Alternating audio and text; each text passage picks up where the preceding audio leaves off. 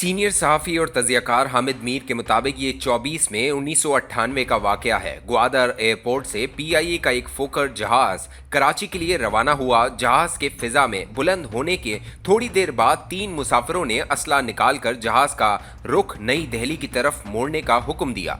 जहाज़ के कप्तान उज़ैर खान ने हाई जैकरों को बताया कि इसके पास ईंधन बहुत कम है, वो नई दिल्ली तक नहीं जा सकता। हाई जैकरों के पास एक नक्शा था। वो नक्शे की मदद से कोई ऐसा भारतीय एयरपोर्ट तलाश कर रहे थे जहां ये फोकर जहाज लैंड कर सकता था। जहाज में 33 मुसाफिर और अमले के 5 अफराद मौजूद थे। उज़ैर खान ने हाई जैकरों को बताया कि वो जहाज को भारतीय गुजरात के भोज एयरपोर्ट पर उतार सकता है। हाई जैकरों ने सलाह मशवरे के बाद इसे भोज की तरफ जाने की इजाजत दे दी। एक हाई जैकर कॉकपिट में कप्तान के साथ मौजूद था और 2 हाई जैकरों ने मुसाफिरों पर असला तान रखा था। कप्तान ने कुछ देर के लिए जहाज को फिजा में घुमाया और वो शाम के साए गहरे होने का इंतजार करता रहा। फिर इसने हाई जैकरों को नक्शे की मदद से बताया कि वो पाकिस्तान की हुदूद से निकलकर भारत में दाखिल हो गया है। फिर कप्तान ने अंग्रेजी में भोज एयरपोर्ट का नाम लेकर बताया कि इसका जहाज अगवा हो चुका है, इसलिए वो भोज में लैंड करना चाहता है। कंट्रोल टावर ने फौरी तौर पर कप्तान को कोई जवाब नहीं दिया, क्योंकि कप्तान ने ये पैगाम भोज एयरपोर्ट को नहीं बल्कि पाकिस्तान के शहर हैदराबाद के एयरपोर्ट को दिया था। हैदराबाद एयरपोर्ट के अमले ने अक्लमंदी का मुजाहरा किया और कप्तान को लैंड करने की इजाजत दे दी। कप्तान ने हैदराबाद एयरपोर्ट के रनवे पर लैंड किया और जहाज को इमारत के करीब ले जाने के बजाय काफी फासले पर खड़ा कर दिया ताकि पता न चले कि जहाज कौन से एयरपोर्ट पर आया है।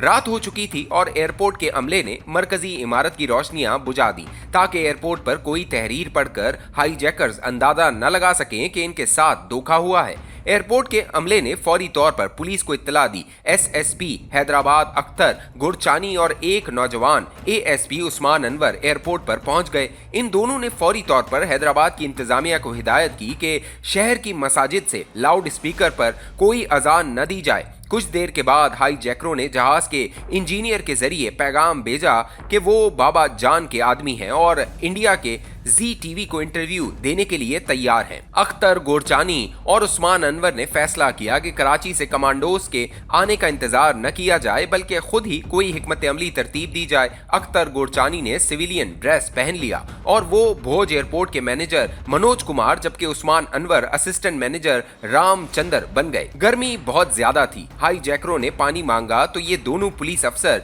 पानी की बोतलें लेकर खुद जहाज के पास चले गए। हाई जैकरों ने पानी ले लिया और जी टीवी के मुतालिक पूछने लगे। अख्तर गोरचानी और उस्मान अनवर को समझ आ चुकी थी कि तीनों हाई जैकर बलोच अलहदगी पसंद हैं और उन्होंने भारतीय खुफिया इदारे रॉ की मिलीभगत से जहाज अगवा किया है। चंद दिन कबल भारत ने बोखराज में एटमी धमाका किया था और अब पाकिस्तान भी जवाबी एटमी धमाके करने की तैयारी में मसरूफ था। भारत ने पाकिस्तान को ब्लैकमेल करने के लिए 3 बलोच नौजवानों को इस्तेमाल किया और पीआईए का हवाई जहाज अगवा करा लिया। उस्मान अनवर ने हाई जैकरों को रामचंद्र बनकर बताया कि जी टीवी के पास भोज में कोई कैमरामैन नहीं है, इसलिए जी टीवी की टीम नई दिल्ली से आ रही है। इस दौरान उस्मान अनवर को पता चल गया कि हाई जैकरों के पास कोई हैंड ग्रेनेड नहीं है, सिर्फ 2 पिस्टल हैं। फिर रेंजर्स का एक मेजर आमिर हाशमी खाना लेकर जहाज के पास आ गया और कुछ देर के बाद मनोज कुमार, रामचंद्र और आमिर हाशमी ने तीनों हाई जैकरों पर हमला करके इन्हें दबोच लिया। दंगा मुश्ती में हाई जैकरों ने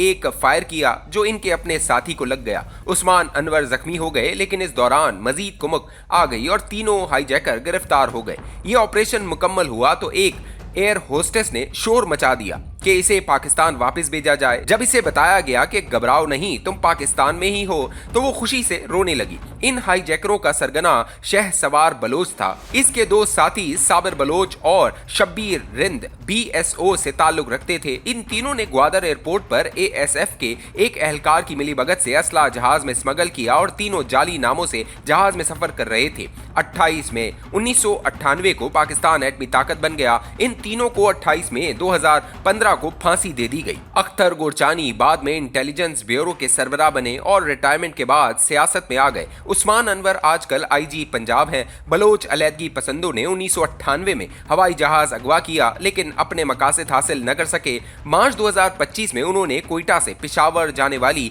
एक ट्रेन को अगवा किया है। ट्रेन के अगवा और कत्ल व गारत से भी बलोचों के लिए खैर नहीं निकलेगी। लेकिन 1998 और 2025 में काफी फर्क है। 1998 में 2 पुलिस अफसरों ने असले के बगैर 3 मुसल्ला हाईजैकरों पर काबू पा लिया था। 2025 में पाकिस्तान एक एटमी ताकत बन चुका है। हाईजैकरों ने ट्रेन अगवा करके दुनिया को ये तो बता दिया कि बलूचिस्तान के हालात बहुत खराब हो चुके हैं, लेकिन तशद्दुद और कत्ल व गारत के जरिए वो आज भी अपने मकासद हासिल नहीं कर सकते।